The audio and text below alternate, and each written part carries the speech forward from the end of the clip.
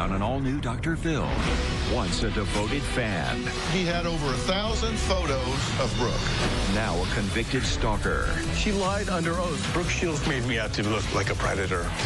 You parked outside Brooke's home and wrote her name on your car's window. You won't believe his shocking accusation. Do I think Brooke is the cause of my sister's death? Yes, I do. That is not rational. I'm not delusional. Let's do it. Have a good show, everybody. Here we go. This is a safe place to talk about hard things. Stand by. I'll count you down. I try to be an emotional compass and point you in the right direction. 5, 4. I am not giving up on you.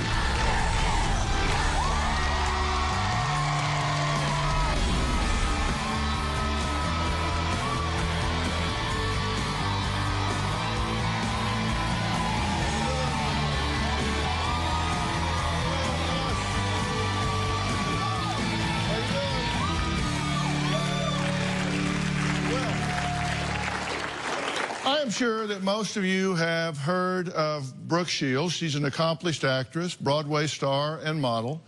She starred in the sitcom Suddenly Susan, the films The Blue Lagoon, Endless Love, and caused quite a sensation when she appeared in those Calvin Klein ads in which she claimed nothing came between her and her Calvins. Well, throughout her career, she has gained adoration of many fans. But when does fan stop being a fan, like this man, who always seemed to appear in the background of Brooke's life and career? He is 49-year-old John Rinaldi.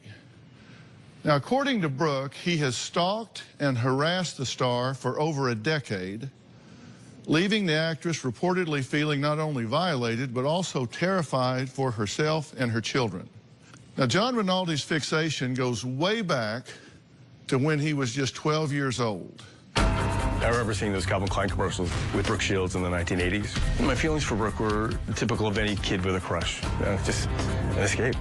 I thought Brooke Shields was the most beautiful thing I'd ever seen in the world. I had a really good childhood. I had the best of everything. I was very fortunate growing up. When I was 12 years old, my world fell apart. Our neighbor sexually abused me. He did very sexually inappropriate things to me. Being molested affected me greatly.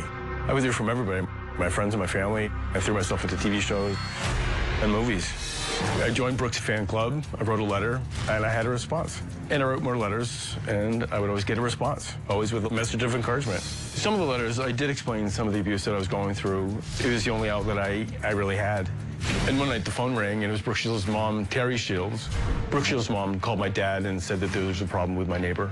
Terry Shields came to my rescue. She went out of her way to help some broken little kids she had never met. She saved my life. Brooke became endearing to me because her mom looked out for me as a broken kid. Brooke became special because her mom thought I was special. After Mrs. Shields called, they became real to me. So that pretty much put an end to the childhood crush. They were friends of the family. Well, John admits that from his fixation, he developed a little obsession. Now, according to Brooke, when John got older, he sat front row at her Broadway shows, bought her an expensive gift, and parked outside her house for days until he eventually started knocking on her front door.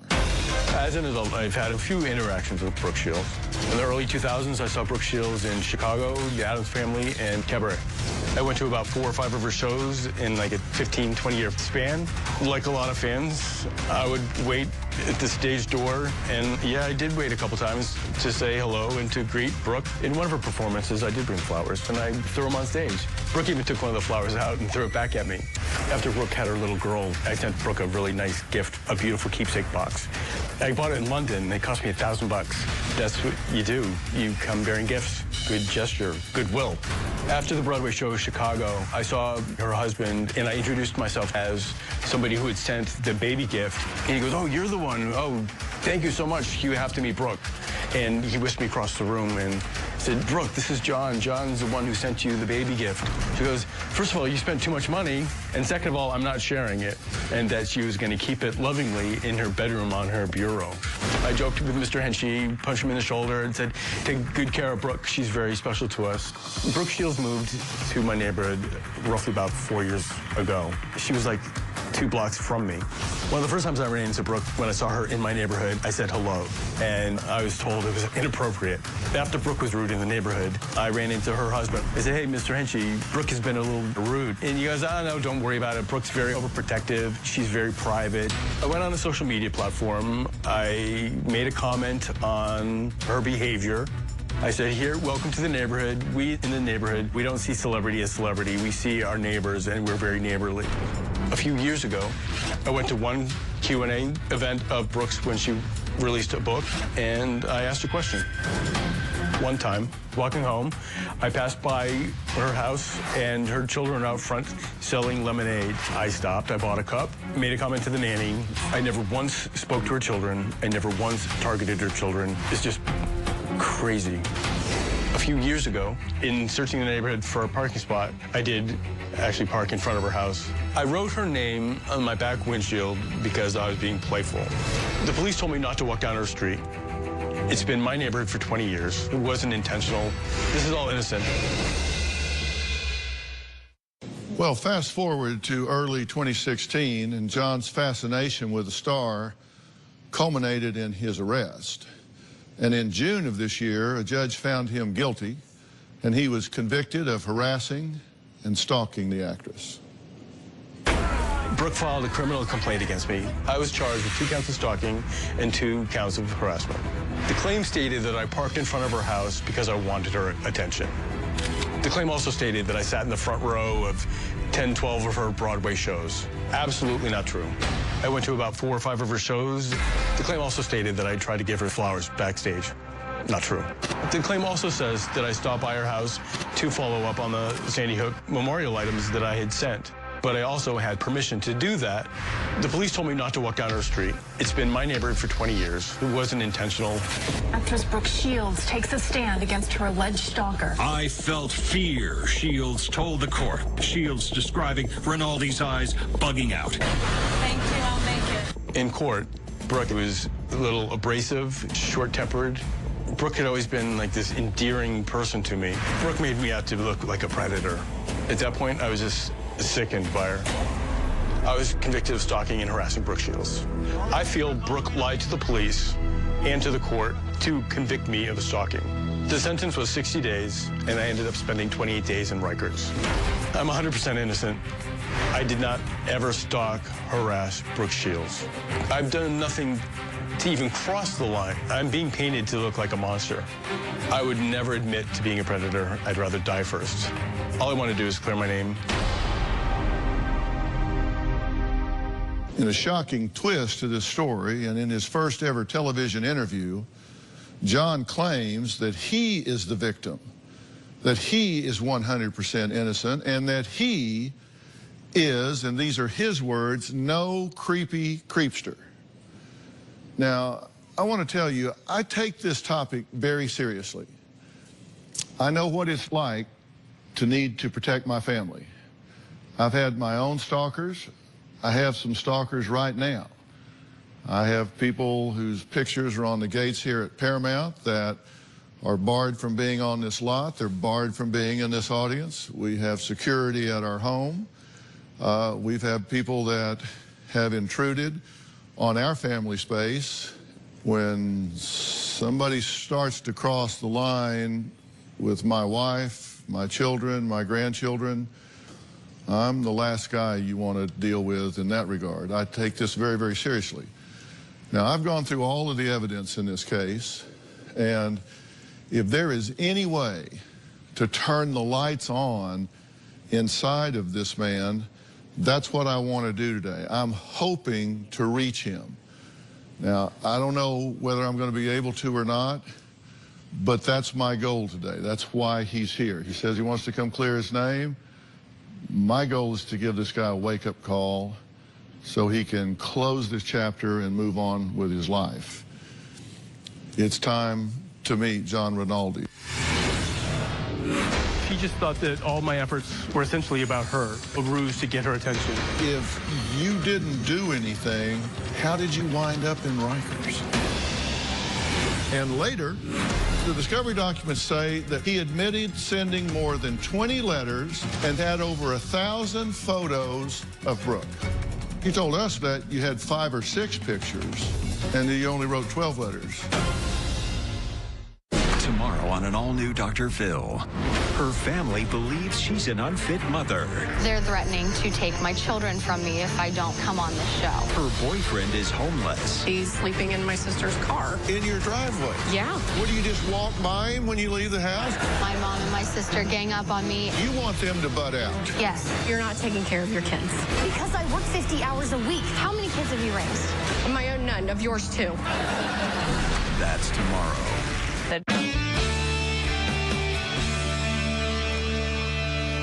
So, John, I'm glad you're here. You have a lot you want to say. You have a lot you want to go over, right? I do, sir, yes. You spent some time in jail this summer. I did. You spent some time at Rikers. I did. That's not a fun place to be. It was bad camp. It wasn't bad at all. It was just bad adult camp. Yeah.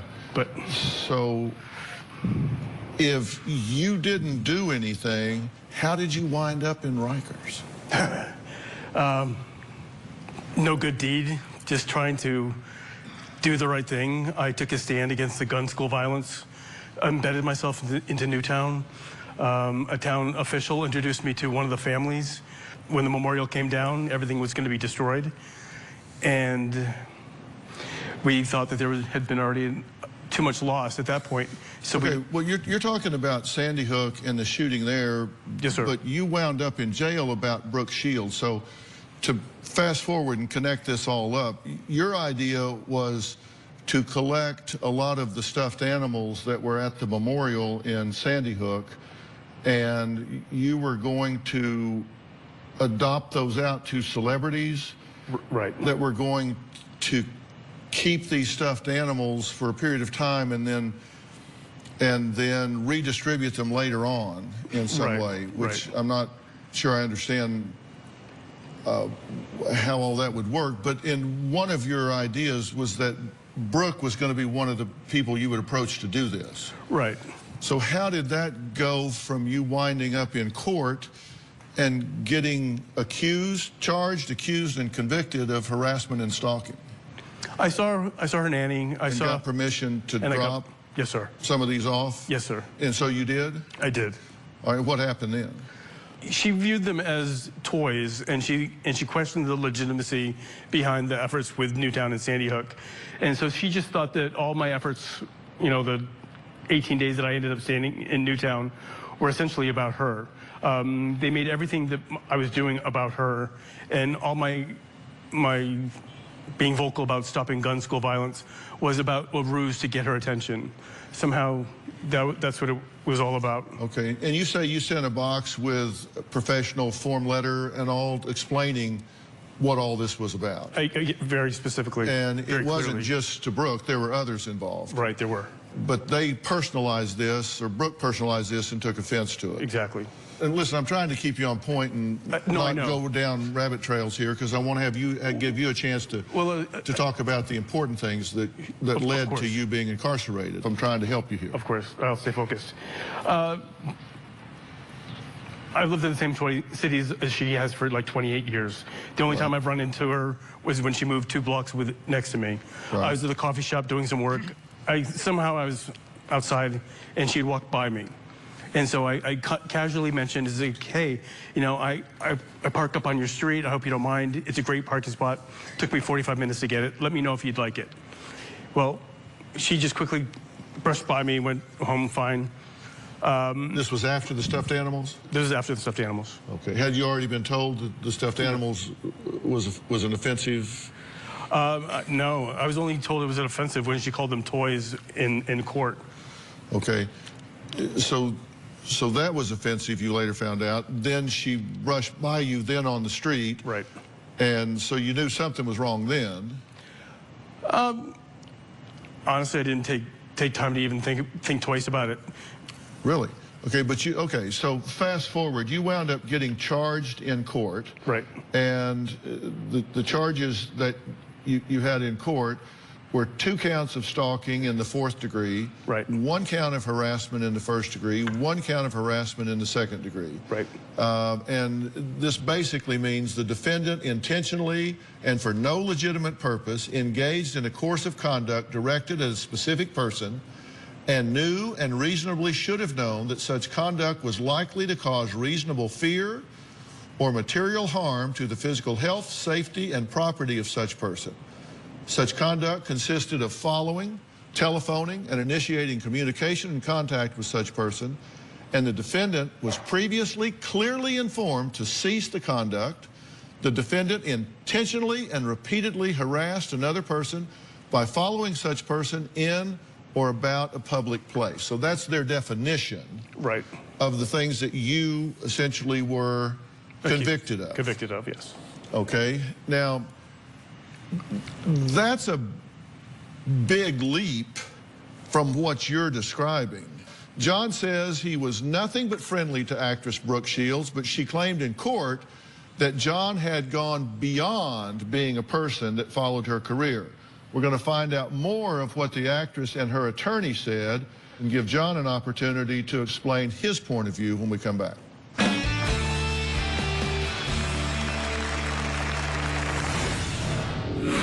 Why would she invest this energy in you? I believe she wanted that street to herself. There's hundreds of people on that street. Why you? Are you saying she just picked you at random? They thought I was delusional until I proved them wrong. And later, that alone makes me very suspect of your position because you're showing no empathy, no insight, no consideration for anybody's position but your own. No, not at all. I'm not a creepy creepster. A creepy creepster is somebody who's a predator. In my mind, a stalker is a criminal. Stalking is very much similar to sexual assault or predator behavior. I'm not the creepy creepster stalker that they're trying to make me out to be because I'm a child advocate and it goes against everything that I stand for. If I even registered on her radar as a person of public interest, then she would never been engaging. My intentions were honest. Bottom line is I'm not some kind of creepy creepster. John Rinaldi recently went on trial in New York City after being accused of stalking and harassing actress Brooke Shields. The case attracted worldwide media attention. Now, during the 4-day trial, without a jury, Brooke testified that the ordeal had left her not only terrified, but also feeling violated. Brooke also claimed that her own children asked her if they were going to be kidnapped. Now, John was found guilty and sentenced to 60 days in jail, despite claiming and still maintaining today that he is 100% innocent and that Brooke Shields lied in court. What would be her motive to lie in court? And before you answer, let me tell you, in full disclosure, I know Brooke. I've known her for a long time. Don't know her really well, but I know her to be Sweet. About as down to earth and everyday sort of person as I've met out in the entertainment world, at least. But have you read the title of her book? What's the title of her book? There was a little girl. When she was good, she was good. When she was bad, she was horrid. And then she discusses herself being a Jekyll and Hyde. Why would she lie? Why would she go on the witness stand and lie? Why would she even invest the energy? What would be the point? She thought, and like they testified in court, that all this efforts around Sandy Hook and my involvement with child advocacy and trying to stop gun school violence was all a ruse to get her attention. She then went to the police station, filed the 4 charges. I understand what she did. I'm asking you, why would she, frankly, why would she care? I mean, why would she invest this energy in you? Because she wanted the area, I believe she wanted that street to herself. I believe she lied because There's hundreds of people on that street. Why you? Are you saying she just picked you at random? No, no, I'm a child advocate. I was doing stuff for Sandy Hook. They thought I was delusional with that. And then until finally I released the fact that it wasn't a delusion, that I did have an important hedge fund guy behind me, that I did have the town of Newtown behind me. Then they realized this, then they stepped back and say, well, wait a second, this guy is legitimate. They thought I was delusional until I proved them wrong. I'm just asking you, why would she invest all this energy in you? Sandy Hook, no Sandy Hook, what the hell? I have no idea, and that's the question I would love to know myself. Let's go over a timeline of your behavior.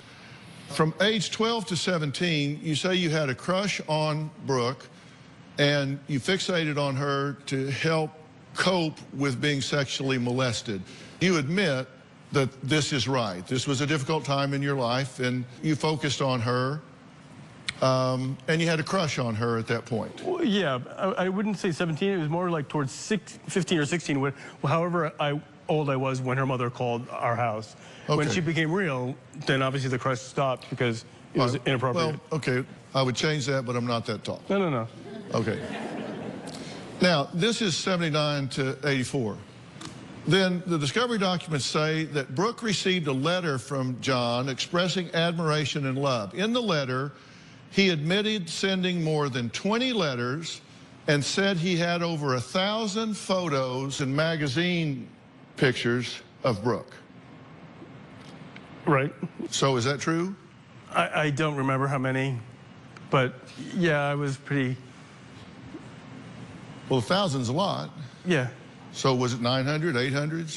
No, it could be. I have 1,200 pictures of my little boy on my phone, so yeah, I don't know.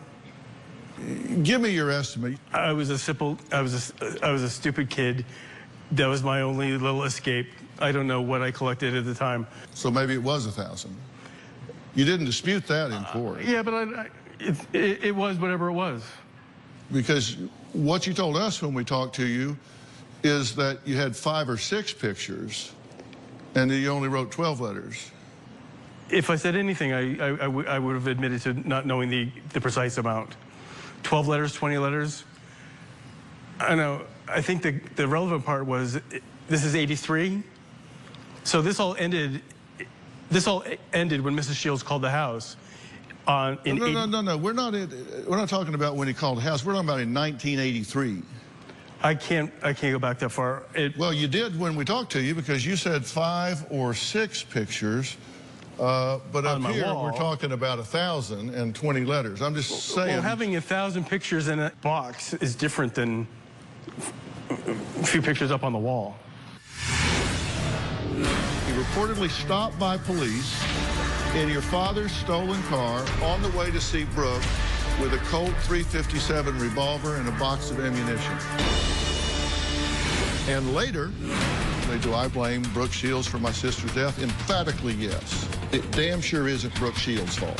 Maybe I am too in the middle of it to see it clearly, but I'm not delusional.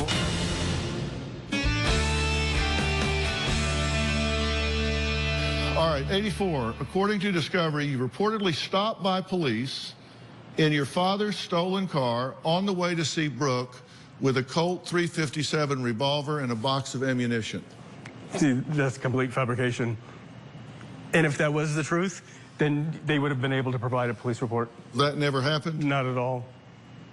I did steal my father's car after he punched my mother and punched me in the face, but I went to upstate New York. How did they know that you stole your father's car? Good question, because my father called Mrs. Shields because they had developed a friendship, and my father said to Mrs. Shields, is like, you know, we can't find my son.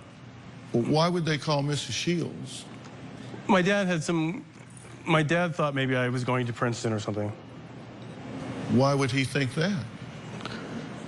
I don't know. Well, because could it be that you had 1,000 pictures and a fixation on her at that time? Or the fact that Mrs. Shields had called and befriended him. Okay, then according to court documents, Brooke appeared in 3 different Broadway shows during this period, 03, 06, and 11, and that they observed you sitting in the audience approximately 10 separate times and handed her roses and letters at least one of the shows. And you say, no, I saw Brooke in 4 shows. He actually said 3 or 4. 4 shows and gave her flowers on stage after 1 performance. I didn't see all of her shows, so Okay. that was just fabrication. Then, in March of 2013, according to court record, Brooke's husband told John his actions were scaring his wife and children and he should stay away from their home.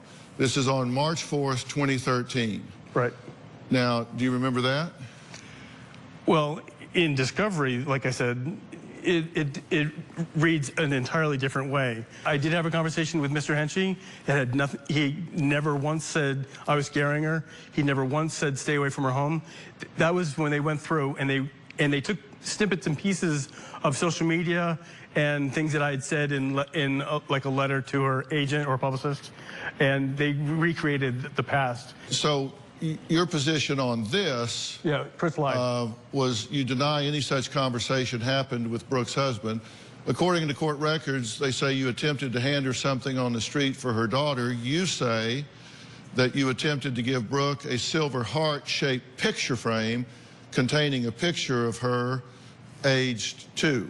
That her mother had sent to me, yes. Right, all right. And then according to court records, you visited Brooke's house, and you say that you went to Brooke's house to drop off stuffed animals related to your charity cause, and that you had permission from the nanny to do that. Yes, I did.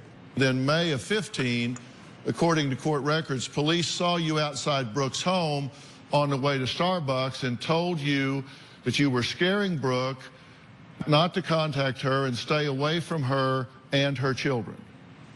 The police did tell you that, right? They pulled me out of Starbucks. I didn't remember.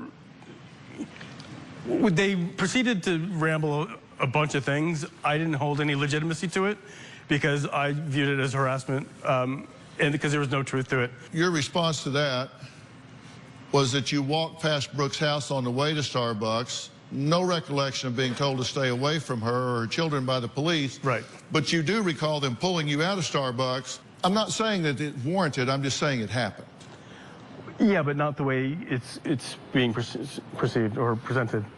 Okay, then, according to court records, you sent several tweets to Brooke labeling her a celebrity bully. And you admit this, right? You got upset. I did get upset. Okay, according to court records, you sent a letter to Brooke's publicist stating there was a girl, Rebecca Schaefer, who in all sense has shaped the stalking laws. And your response to this is, you wrote a letter, R.E. Rebecca Schaefer, to prove he was not a stalker. Rebecca Schaefer was killed in '89, 2 days after I moved to Los Angeles on my very street. It shook me up so bad that I viewed celebrity and acting as kind of creepy. So my reference to Rebecca Schaefer was, this is a scary situation that has a traumatic effect to me, and that bears no resemblance to my behavior. You were contrasting. Of course I was contrasting. Yeah. All right. Then, according to court records, you parked your car outside Brooke's home for days and wrote her name in the dirt on your car's rear window. And your response to that was that you admit that, great parking place, and you were being playful in writing her name on the window. Right. Mr. Henchy even said that there was a thing going back and forth. I don't drive in New York City. When I come into the city, I leave my car there or wherever I park it. And when I leave the city, that's when I take it out of state or to East Hampton. Mm-hmm. Okay, now, John has talked a lot about Brooke Shields, but what about him? He says he's being mischaracterized here. We'll talk about that and let him explain some other things when we come back.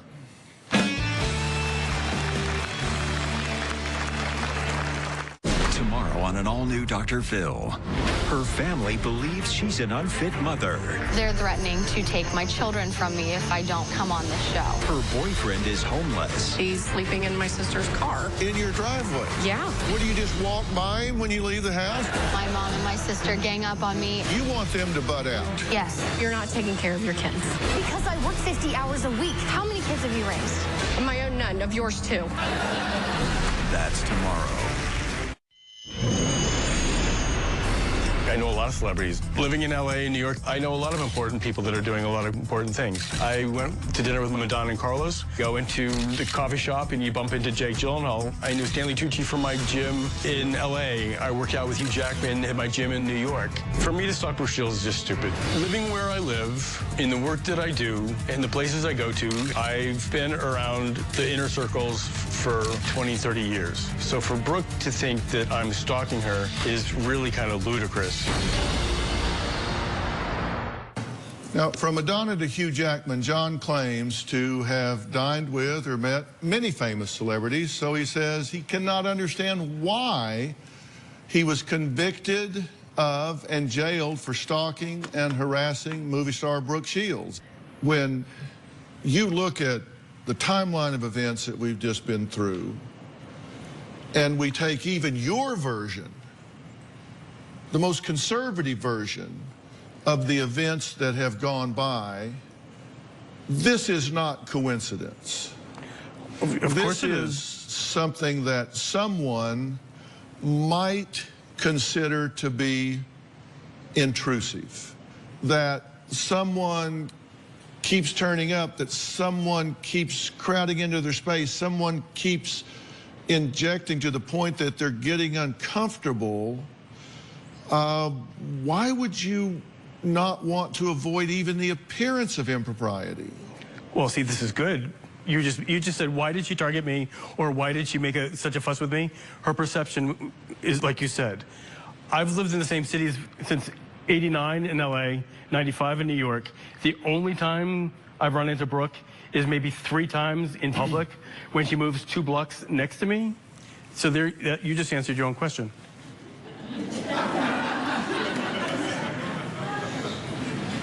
What did I miss? You say you want to clear your name here, and the way to do that is to have some insight. Right. And you're Exactly. saying that there's just no side for Brooke Shields and her family here. It's only your side. That alone makes me very suspect of your position, because you're showing no empathy, no insight, no consideration for anybody's position but your own. No, not at all. I've avoided it. No, not at all. I've avoided the city altogether. You're not hearing me. Let me try again. Okay. Insight Yes, sir. is the ability to step out of yourself and look back with some objectivity and evaluate yourself. Empathy is the ability to stand in another person's shoes and feel what they feel, understand their experience of things, instead of behaving in such a way that they feel like they need to go to court and publicly bar you from their space. Now, you have to understand that you have some ownership in that. And if you fail to see that, then I'm really starting to look at this through their point of view. I can see your point, to a point. It goes even deeper. It goes even deeper. There were false charges made about me. Now, if you read these reports, oh my God, I'm the monster that Miss Shields thinks I am. But I would not willfully, intentionally cause undue stress to another human being. My attitude about it is, if somebody starts making my wife uncomfortable and they see her coming, they better, by God, turn around and go the other way. They need, if they're in a restaurant and she walks in, they better get up and leave. Good. That's exactly how I feel about it, and I think I'm entitled to that. You don't bother my family, you don't bother my wife, you don't bother my kids, you don't bother my grandkids, and if you do, you're going to have a lot bigger problem than you had with Brooke Shields. And I'm just telling you Good. that I just am asking you, particularly with somebody that has shown you great kindness in the past, you don't really show any ownership in this situation. What, do I move out of my neighborhood? Do I No, not go? John, Do I not? of course not. You are entitled to the peaceable occupation of your home and to live in your neighborhood and do the things that you do. But that begins with respecting other people's space and allowing them to do the same thing. Of course. John claims that several well-known people supported his charity. So he does not understand why Brooke Shields would personalize this and think it was just all about her. So I want to take a closer look at that claim when we come back.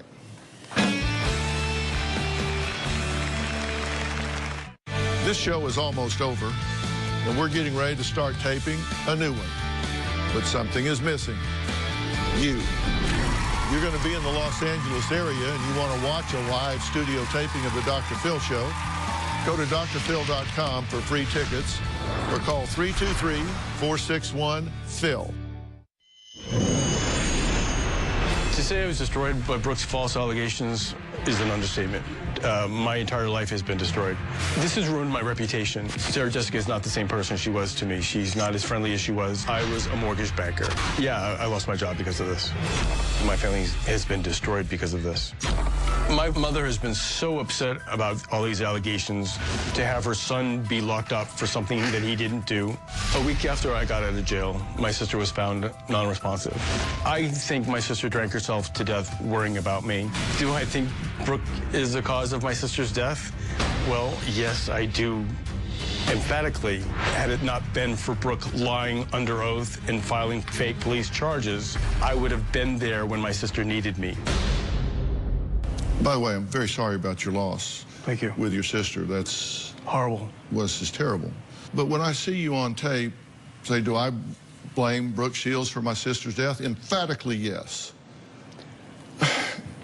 If I didn't have to defend myself, I promise you, if we start unpacking your sister's life, whatever pathology led to that started way before Brooke Shields. Of course. Is much more but yet you say on tape emphatically she's responsible for my sister's death. That is not a rational statement. But if I didn't have to fight four false charges, and if I didn't have to defend myself, then I would have been there to take care of her when I always have been in the past.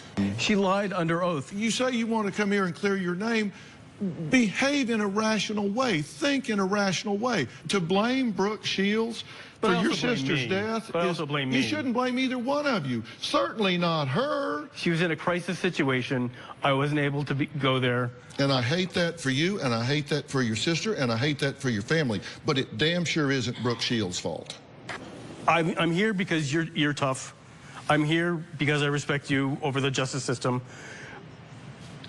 And yeah, maybe I am too in the middle of it to see it clearly, but I'm not delusional. I don't know if I didn't have to fight Brooke, if I didn't have to defend myself, then I would have been in Florida helping my sister when she was in crisis. I look for objectivity. I made a list of some of the comments that you've made about Brooke Shields to measure the degree of what I thought you were being objective or not. Brooke has sociopathic tendencies because she was made that way. Brooke lied to police and in court to convict me of stalking her. Brooke is the cause of my younger sister's death. Brooke has been bought and sold her entire life, and she has a hard time trusting people. Brooke is a liar and a manipulator. Brooke twists the truth. Brooke is a B-list star who can't even get a role. Brooke is a horrible singer and nobody wants to hear her sing. Brooke has no heart and I blame her for destroying my life. Brooke manipulates reality to fit her own need. Brooke is a sick person for comparing you to a predator. When I read those things and then you say Brooke should not have taken steps to protect herself from you. Because these were all after.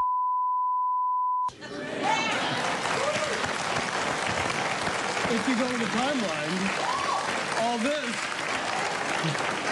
all this was in defense after the fact. So those aren't defending, those are attacking. You need to focus on you and what you can do to change things. We got to take a break. There's a difference between an irresistible impulse and an impulse not resisted. And that is a big, big difference. I'm going to explain what I mean and how it applies to John when we come back. Want to know what's coming up? up on Dr. Phil, visit our website and subscribe to our email newsletter. You'll get weekly updates, life strategies, and exclusive video that you won't find anywhere else. Plus, on drphil.com, you can see sneak previews of upcoming shows. Log on today. I've spent a lot of my professional career in the litigation arena in a lot of different ways, sometimes as an expert witness, sometimes as an officer of the court, sometimes in determining sanity and insanity, and sometimes in a criminal case, I had to make a decision for the court or advise the court as to whether someone was acting on an irresistible impulse, meaning it was involuntary, this was irresistible impulse, or it was an impulse that they just chose not to resist. And when it's an impulse not resisted, that means that the person knew the difference between right and wrong. They ignored that and chose to act on that impulse anyway. They chose to do what they did anyway. Now, I choose to believe that you're dealing not with an irresistible impulse, but an impulse that you can resist. You have a tendency to characterize things in a subjective way that aren't always validated by the rest of the world. To say that you have no ownership in this conflict is just absolutely wrong and impossible, and it makes you seem really non-credible. Right. You say, this ruined my life. No, it didn't ruin your life. This got off track. I'm gonna hit the reset button, and if I see them coming, I'm gonna make a 180 and go the other way. I do. Thank you. And I'm gonna take her name out of my vocabulary. Already have. And as far as anybody else is concerned, I'm gonna live my life. If somebody invites me somewhere, maybe I'll go, maybe I won't, but I'm not gonna insert myself. I'm just gonna do my work and try to create some value in this life. Yes, sir. And I better not see you parked outside of my gate. I'm just kidding. But put this behind you and move on. Don't let this make you bitter for the rest of your life. Put this behind you. It's over. But you can't file. Yes, sir. Log on to drphil.com and share your thoughts on our message boards. You can also find me on Facebook and Twitter. We'll see you next time. John, thanks so much.